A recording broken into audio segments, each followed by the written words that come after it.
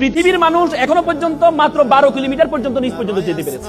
সেটা কে করেছে জানেন? 1970 সালে সোভিয়েত ইউনিয়ন। তারা চিন্তা করলো তারা পৃথিবীর নিচে যাবে, কারণ তারা পৃথিবীর নিচে হচ্ছে কি, আমাদের বরাবর নিচে হচ্ছে কি আমেরিকা। আমরা যদি এখানে 6টা বাজে, আমেরিকাতে 6টা বাজে, রাত 6টা বাজে, দিন 6টা বাজে, রাত 6টা। সে চিন্তা করলো নিচ দিয়ে যাবে। তখন তাদের গবেষণা করে তারা নিচে যাওয়া শুরু করেছে সাইবেরিয়া অঞ্চলে। নিচে গিয়ে তারা 12 কিলোমিটার পর্যন্ত গিয়ে দেখে সেখানে যেই গরম, সেটা প্রায় 2000 সেলসিয়াস গরম।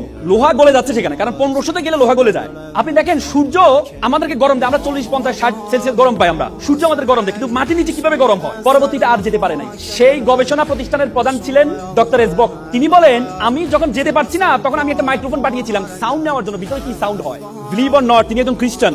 তিনি বলেছেন, আমি নিচে গিয়ে একটা সাউন্ড পেয়েছি, সেটা হচ্ছে মানুষের কান্নার আওয়াজ পেয়েছি। তিনি আবার বলেন, তিনি ভাবলেন এটা একটা ইকুইপমেন্ট, বা আমি যে ইকুইপমেন্ট পাঠিয়েছি সেটার কোনো আওয়াজ হতে পারে। তিনি আবার পাঠালেন, পরে দেখলেন এটা কোনো একজন দুজন মানুষের আওয়াজ না, এটা হচ্ছে হাজার হাজার মানুষের কান্নার আওয়াজ, এবং সেই আওয়াজগুলো বেশিরভাগ আওয়াজ হচ্ছে মহিলাদের আওয়াজ। তখন তিনি স্টপ করেছিলেন। তিনি বললেন, I am a communist, I don't believe heaven and Bible, but I believe in hell. আমি জাহান্নামকে বিশ্বাস করি। আল্লাহ রাসূল বলেছেন বেশিরভাগ মহিলা জাহান্নামী হবে, বলেছি কিনা?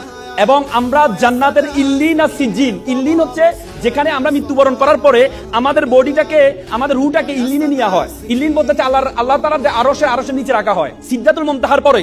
আর সিজ্জিন, সিজ্জিন বলা হয়, সিজ্জিন হচ্ছে জাহান্নামের টুকরা, যেটা হচ্ছে জাহান্নামের সর্বশেষ জায়গাটা সিজ্জিন।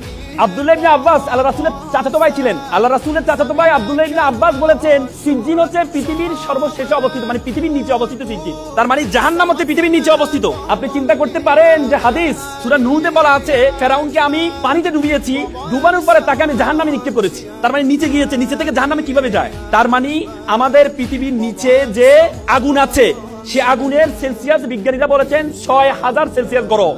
তার মানে ডক্টর এসবক যে সাউন্ডটা পেয়েছেন, সেই সাউন্ডটা কিসের সাউন্ড? জাহান্নামের সাউন্ড।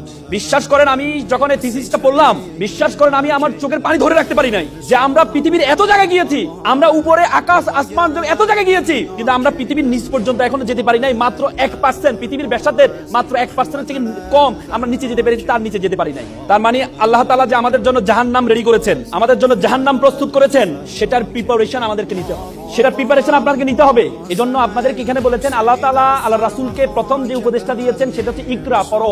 আপনি যদি জানেন, আপনি যদি পড়েন, আপনি যত বেশি জ্ঞান অর্জন করতে যাবেন, যত বেশি পড়তে যাবেন, আল্লাহর সৃষ্টি সবকিছু সম্বন্ধে আপনার সবচেয়ে বেশি ধারণা তৈরি হবে।